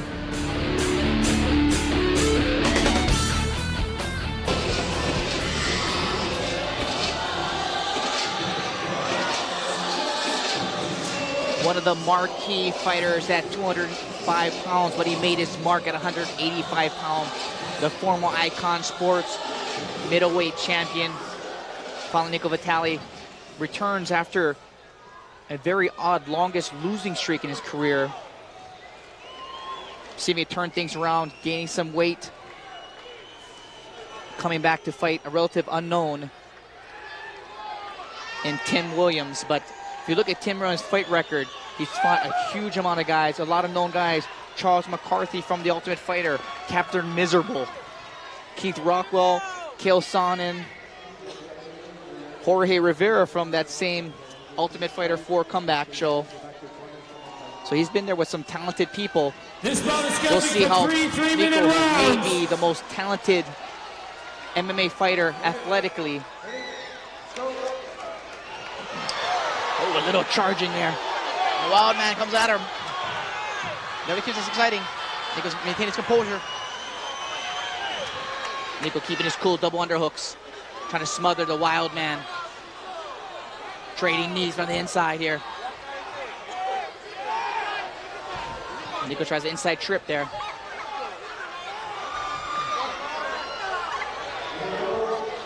Well, keeping his weight down low. It's making it difficult for Nico to trip him because he's dropping his hips down, keeping the weight down low. So when Nico pops him up a little bit, he's still got a little bit more space in his legs there.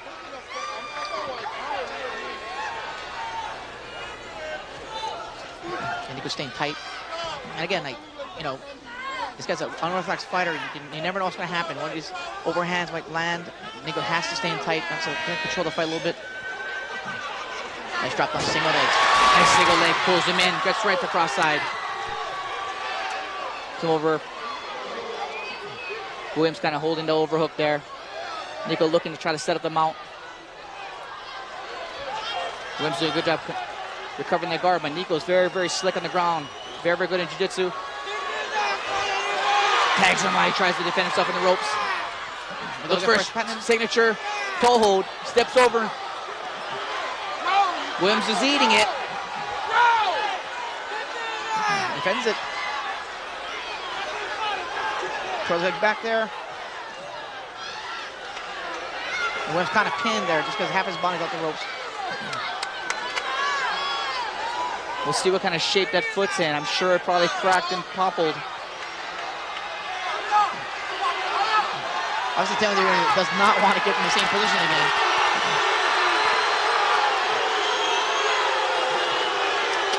It's like he escaped or something. Usually that was a stoppage because the ring ropes. And again, the rules of the match say that if the fighters are tied up in the ring ropes, they're going to move the fight to the center of the ring.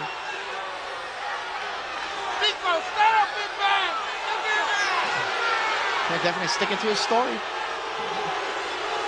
Crowd definitely doesn't like that.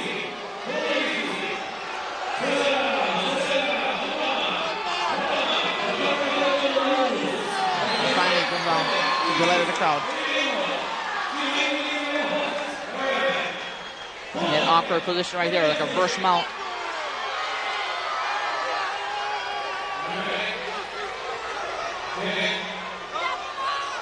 Looks for that toe hold. Leg position, maybe look for a knee bar here. Williams crossing his legs. Nico goes after a toe hold again. His back strokes. Definitely looking for that toe hold.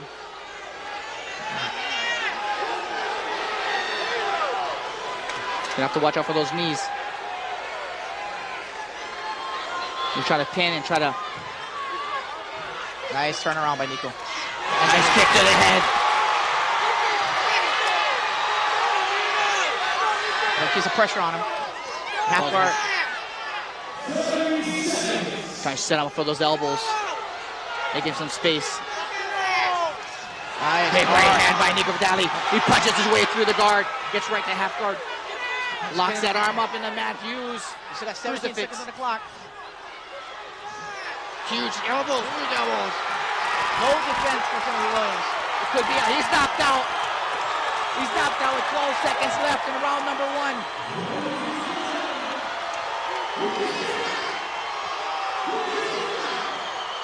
Williams is still out from those powerful shots in that Matt Hughes made famous crucifix.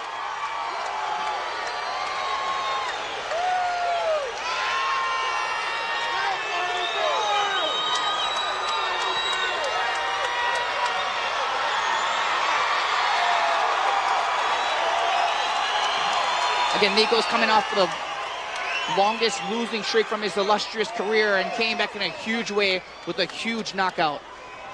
Look at the kick to the face here. Steps over the punch. He's going to go for a punch pass. Nice knee control as he comes over, puts his weight, slithers through the half guard. Starts dropping those elbows. Later sits right through, got him locked up in a crucifix, starts knocking him. Knocks him out cold with those solid elbows. See Timothy Williams go limp.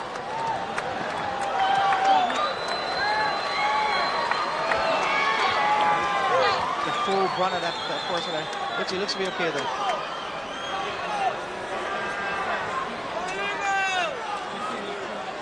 Excellent medical staff on hand.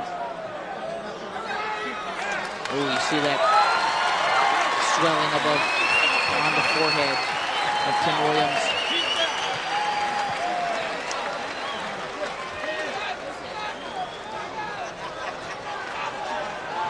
Oh. Ladies and gentlemen, applause for Tim Williams, Houston, Texas.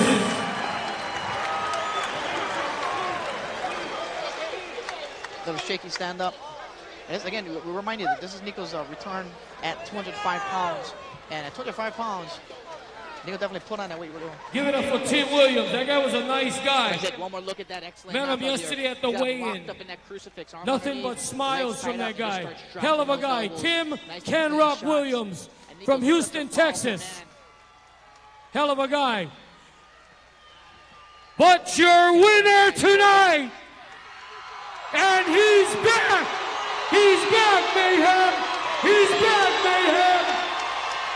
For Nico Vitale.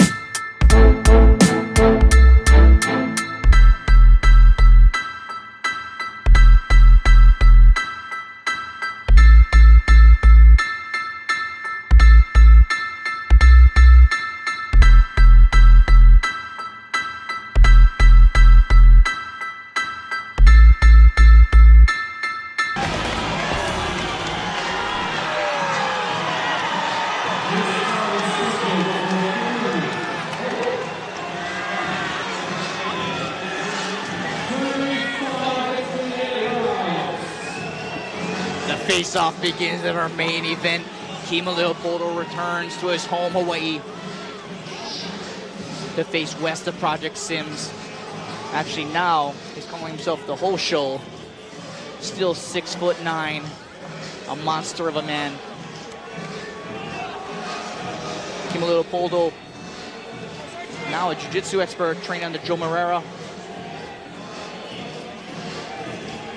Again, Wes Sims has fought Daniel Grayson a rematch in IFL and lost, but he came back to rack up 3 other wins, 3 fights, actually 4 fights since June.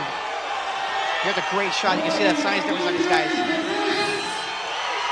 This guy's a monster of a man. Sims, everybody knows Sims talks some trash. Let's see if he can back it up.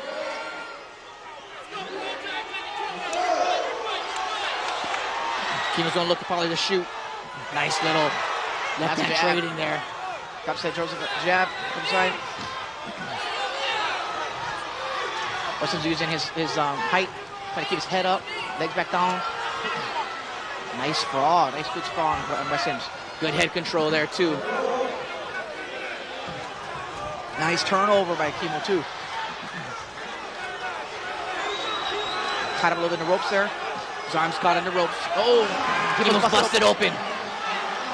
Pouring out blood. Hard to see where it's coming from. Looks like his nose is ripped open on top there.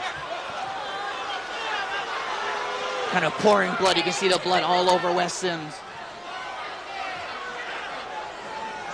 Hard to see where that shot came from. I'm not too sure exactly what cut him.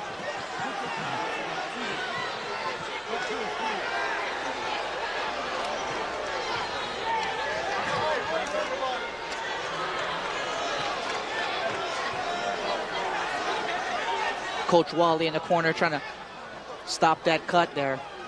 Kimo needs to work. Let Coach Wally do his magic. Very, very good and experienced cut man.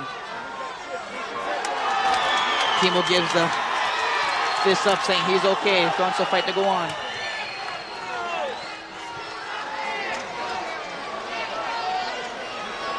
So his nose possibly could be broken.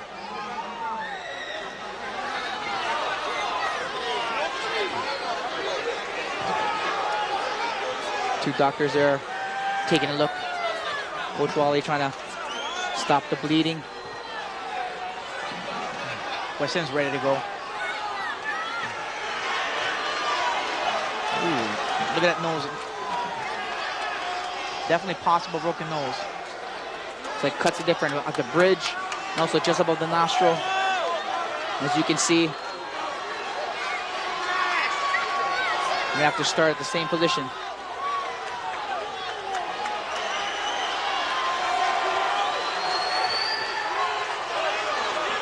Starting the guard.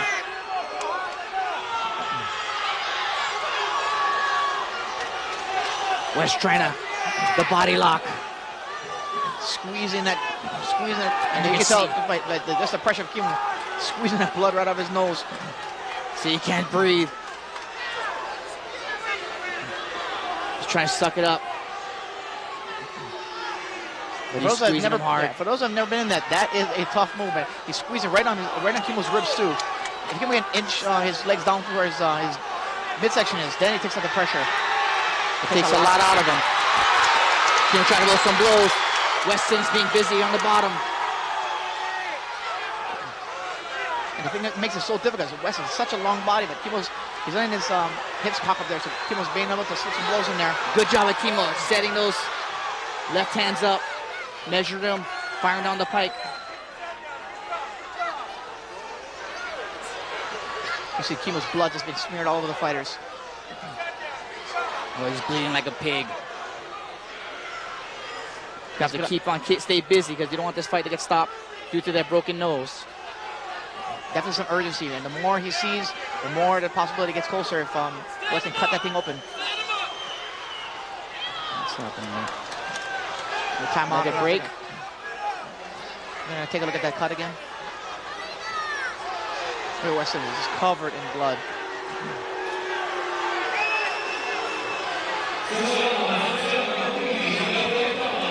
Huge amount of blood.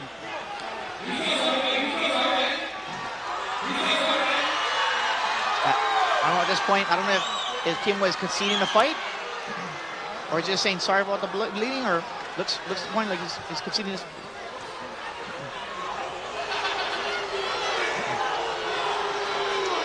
Maybe he's stopping the fight right here. Maybe because he can't breathe out of his nose. Not exactly sure what the... Looks like Wes is taking off his gloves, though.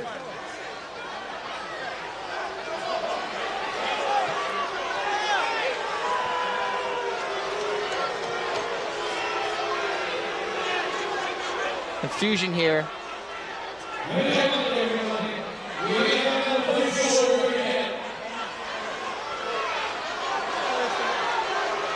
Looks like Kimo went over to Wes Sims' funnel.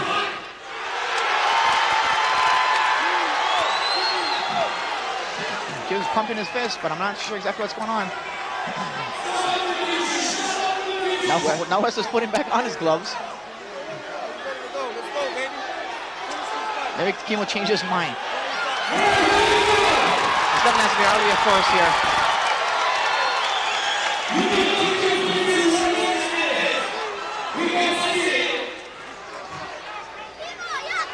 Have to start back on the... Should start back in the guard here.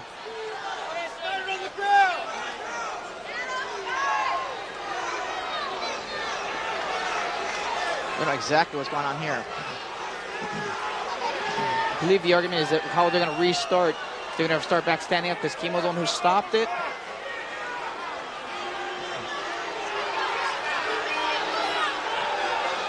You had to know that with these two guys coming in the ring, something odd is going to happen, something out of the norm.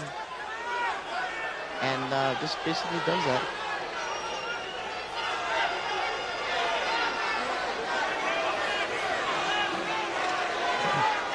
Again, the referee explaining something to Kimo. Not exactly sure what's going on. Kimo seems to be contemplating. Looks like he's going to restart him standing.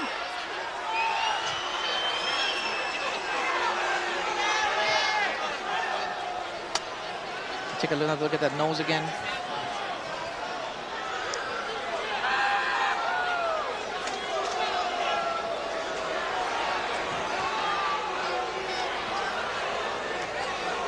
We've been waiting for some controversy, and we have controversy right here.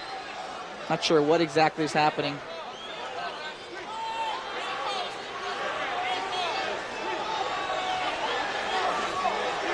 There we go, mouthpiece back in. I guess they decided to start standing back up since Kimo stopped.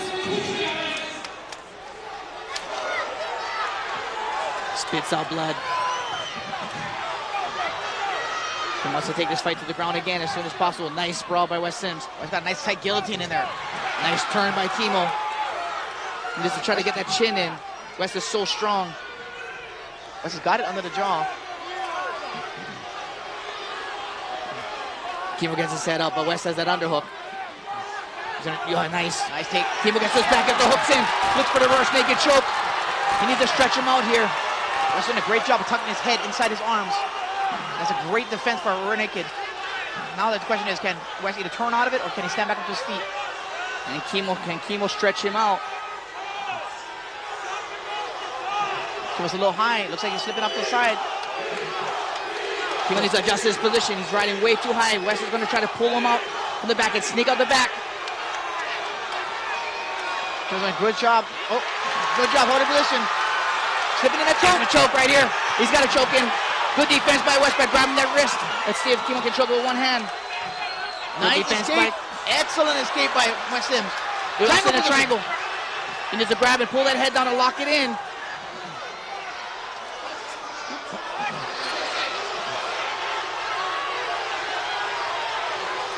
I don't even understand what happened just there.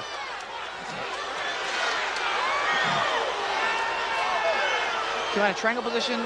Wes started unloading on him. Referee comes in, stops the fight for some reason. I don't understand if maybe Kimo verbally submitted. I'm not sure. So he may have got disqualified for spitting out his mouthpiece.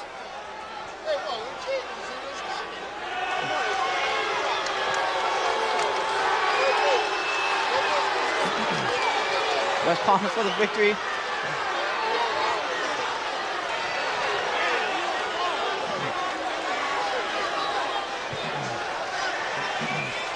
Line over high. Showing some respect to his opponent. I'm telling him to suck it. You guys can't see it. What an odd turn of events.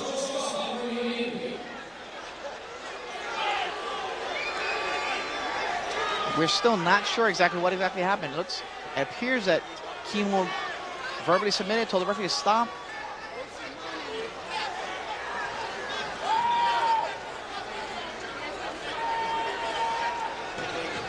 Definitely odd turn of events. It's Big Weston's dad over there by Kimo's corner. You can see where Weston gets his height from. Dad's staunch supporter of Weston's career, his MMA career. And of course, in Kimo's corner, Joe Moraro.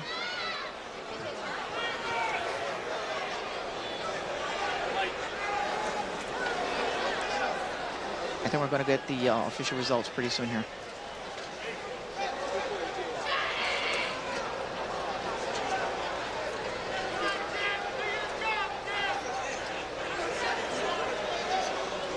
Your winner, from the red corner from Lancaster, Ohio, Wes Olson. Let's look at some of the high points. Let's look at some of the high points on this match here. Kimo got inside position, dropped some bombs here at the end, but he was just spewing blood all over the place. He did a good job of keeping inside position here. Weston's trying to keep it tight, locks up that almost a triangle there, needs to pull down the leg to lock it in. It looks like Kimo kind of wincing in pain. I don't know if it's like a verbal tap or the referee just felt that Kimo couldn't take anymore. His hands are down, kind of a odd ending for our main event here. We've had a great night of fights.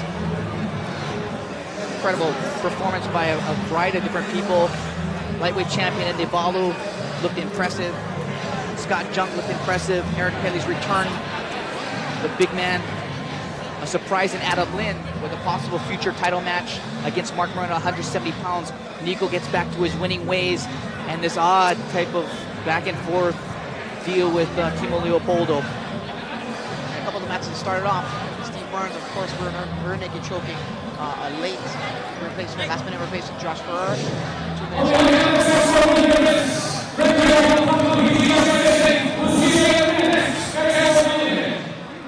Also a crazy woman fight too. Very, very exciting. So again, for Mike Onzuka, and I'm Chris Onzuka. We'll see you at the next X1 World Events.